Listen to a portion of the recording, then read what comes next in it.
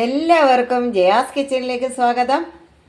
ഇന്ന് നമുക്ക് വളരെ വേഗത്തിൽ ചീരത്തോരൻ ഉണ്ടാക്കാം. അപ്പോൾ ചീര വാങ്ങിച്ചുകൊണ്ട് വന്ന് കഴുകി വൃത്തിയാക്കി അരിഞ്ഞിട്ടുണ്ട്. ഒരു 3 അല്ലി വെളുത്തുള്ളി, ഒരു ചെറിയ സവാള, 2 പച്ചമുളക്.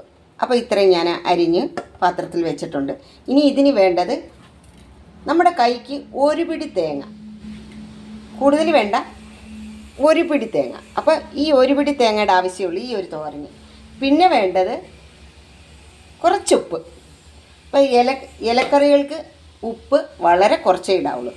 ഇലയ്ക്ക് പൊതുവേ ഒരു ഉപ്പ് ടേസ്റ്റ് ഉള്ളതാണ്. അപ്പോൾ ഉപ്പ് കുറവാണ് നമ്മൾ ചേർക്കേണ്ടത്.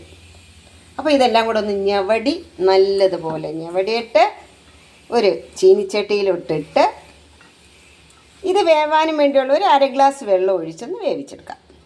എണ്ണയും വേണ്ട, മഞ്ഞൾപ്പൊടി വേണ്ട, മുളക് പൊടി വേണ്ട, ഒന്നും വേണ്ട. സിമ്പിൾ തോരൻ. അപ്പോൾ എണ്ണ കഴിക്കാൻ ബുദ്ധിമുട്ടുള്ളവർക്ക് ഇങ്ങനെ പെട്ടെന്നൊരു തോരൻ ഉണ്ടാക്കി കഴിക്കാം. കൂടുതൽ തേങ്ങ ചേർക്കേണ്ട, ഒറ്റ പിടി തേങ്ങ മതി. അപ്പോൾ എല്ലാം കൂടെ ചേർത്ത് ഞാൻ നല്ലതുപോലെ ഒന്ന് മിക്സ് ചെയ്ത് വെച്ച് ഇനി ഒരു ചീനിച്ചട്ടിയിലോട്ട് ഇട്ട് കൊടുക്കാം.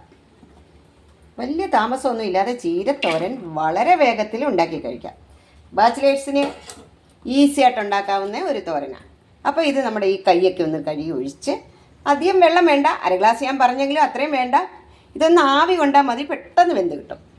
അപ്പോൾ ഇത് കുറച്ച് വെള്ളം ഒന്ന് കുടഞ്ഞ് അടപ്പിലിട്ട് വെക്കാം. ഈ ചീര വേവാനേ ഇത്രയ്ക്കോളം വെള്ളം മതി, ഒരു 1/4 ഗ്ലാസ് വെള്ളം. ഒന്ന് ആവി കൊണ്ടാൽ പോരെ, ചീര റെഡി. അപ്പോൾ എണ്ണയും വേണ്ട, മഞ്ഞൾപ്പൊടി വേണ്ട, മുളക് പൊടി വേണ്ട, ഒന്നും വേണ്ട. സിമ്പിൾ തോരൻ 5 മിനിറ്റ് കൊണ്ട് നമുക്ക് ഉണ്ടാക്കി കഴിക്കാം. 5 മിനിറ്റ് കൊണ്ട് നല്ല ടേസ്റ്റിയിലൊരു ചീരത്തോരൻ